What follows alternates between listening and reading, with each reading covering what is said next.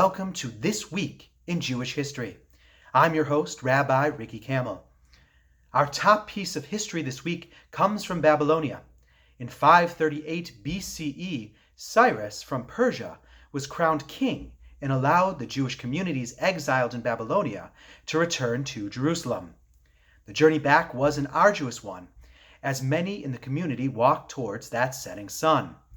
I believe this journey is canonized in the movie Fievel Goes West. On the journey, friends Ezra and Nehemiah were very excited about returning to Jerusalem.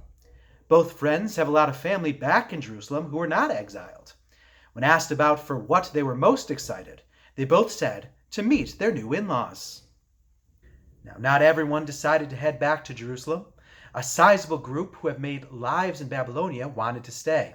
We spoke with cousins Esther and Mordechai from the city Shushan. When asked about the amount of work needed to build another temple in Jerusalem, Mordechai said, I'd rather hang out with that king's friend Haman. This week, in the year 1800, Parshat Vayikra, or the first Torah portion in the book of Leviticus, was read for the first time in the 19th century. This portion talks about the laws of sacrifice and is very detailed in its process. 12-year-old Sarah Cohen was asked about the reading in the new century and had this to say. She said, "The century may be new, but that portion being really boring is not."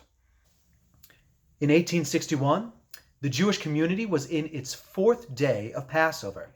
This is also the year Charles Dickens published the book Great Expectations. Although interpretations of the book disagree, one states how expectations color our experiences and perhaps can lead to disappointment if they're too great. Sources close to Dickens state this book was entirely based on a kosher for Passover cake. Some local history. In 1867, The Affairs in Illinois was published, and it falsely reported that fire insurance companies were being victimized by fraudulent claims by Jews claiming fires. When asked about these claims, the Chicago Jewish community said, "Nothing is fraudulent, it was just a really crazy Hanukkah." In 1983 this week, the holiday of Passover began. To be with the times, some Seder offered a challenge of a Rubik's Cube matzah, and like the Rubik's Cube, it was very hard to pass. In 1993, Billy Crystal hosted the 65th Academy Awards. This was just a year after his film City Slickers premiered, in which 3 Jewish city dwellers become cowboys in the West. Although this was meant to be humorous, it may surprise viewers to know that there were many Jews in the Old West.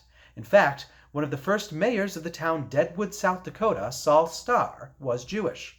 When asked about bringing law to the lawless town, Starr reportedly brought out his 40-volume Talmud set and said, "I have some ideas."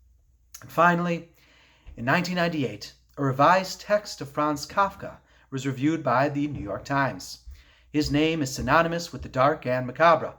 Now, Kafka, of course, was Jewish, and the first known occurrence of the adjective Kafkaesque was said to be at a Seder which ran out of food.